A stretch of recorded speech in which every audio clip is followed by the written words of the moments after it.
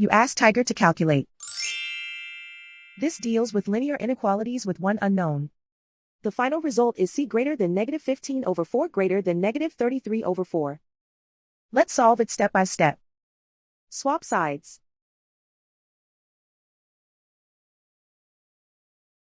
Isolate the c. Divide both sides by 12.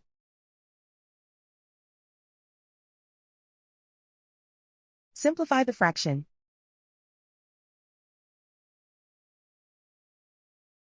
Find the greatest common factor of the numerator and denominator.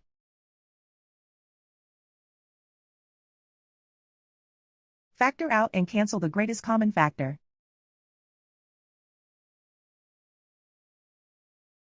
Plot the solution on a coordinate grid. And so the final result is c greater than negative 15 over 4 greater than negative 33 over 4.